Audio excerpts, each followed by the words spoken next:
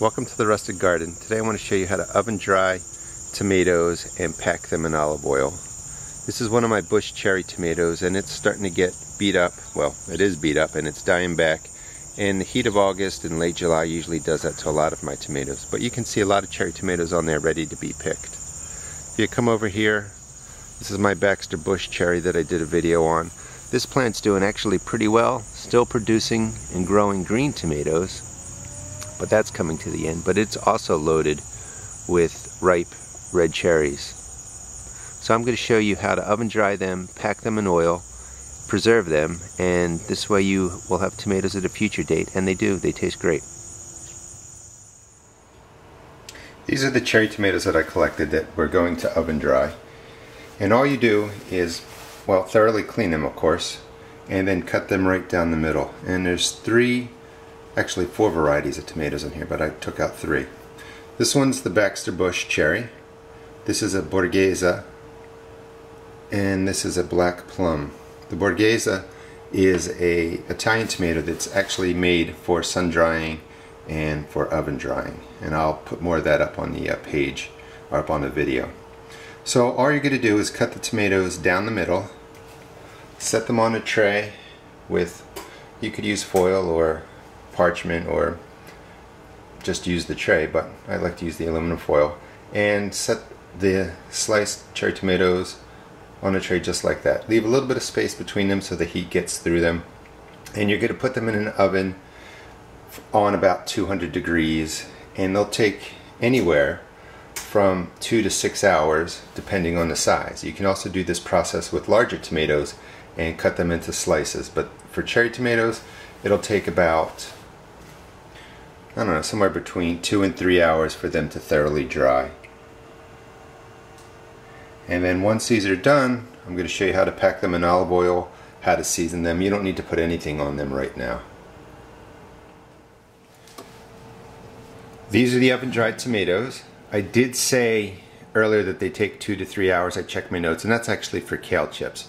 If you're going to oven dry tomatoes, it's going to take 6 to 8 hours, maybe 10 hours if you have bigger slices, if you're cutting down bigger tomatoes. The important part of this process is that you make sure you don't set the oven beyond 200 degrees. You don't want to cook and crisp your tomatoes, you just want to dry them out. So you want to make sure you dehydrate the tomato so that when you pick it up and squeeze it, it's more like a raisin. And you can see the tomatoes on the right side are the consistency you want, more like a raisin. This process took a little bit longer than I thought it would, and I had to go out to dinner, so when the tomatoes looked done, I shut the oven off, kept them inside, and this is what happened, is they over dried. So when you squeeze these on this side, you can hear it, they break. You don't want to get to that point that they get crisp and overcooked. It changes their flavor. You get a slight burn, bitter taste. The tomatoes on the right side are absolutely delicious. They've got just a nice acidic tomato taste. You can taste the sweetness. They're outstanding. So when you start this process, it is going to take 6 to 8 hours to dry out. You don't want to go over 200 degrees. You could go lower, you know, to about 160 or whatever the lowest setting is on your oven. And when they're done, make sure you take them out. The other thing that's going to happen is get a bowl, keep it near the oven. As you get to the end of the process, different tomatoes will be finishing at different times, depending on what variety you're using or depending on how thickly you cut them. When they're done and they're more like the consistency of a raisin like this, make sure you take them off the tray and then toss them, you know, into a bowl. I pack my tomatoes in 100%, of course, 100% olive oil, a good quality olive oil. You don't want to pack these with vinegar. If you do vinegar, if you're preserving other things, it's like 50% vinegar, helps with botulism and stuff. Excuse me. But these are being packed in 100% olive oil. And all you do is drop them into your jar. You can get these mason jars pretty inexpensively. Cover the first layer. They're going to float a little bit. Pour on some oil. This is sea salt. Just take a pinch it on there, and then you're going to make layers of tomato and sea salt.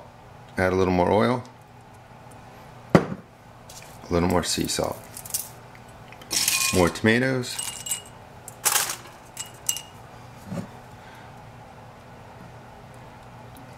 and this is just so that the salt doesn't sink to the bottom. It'll actually fall into the grooves of the different tomatoes.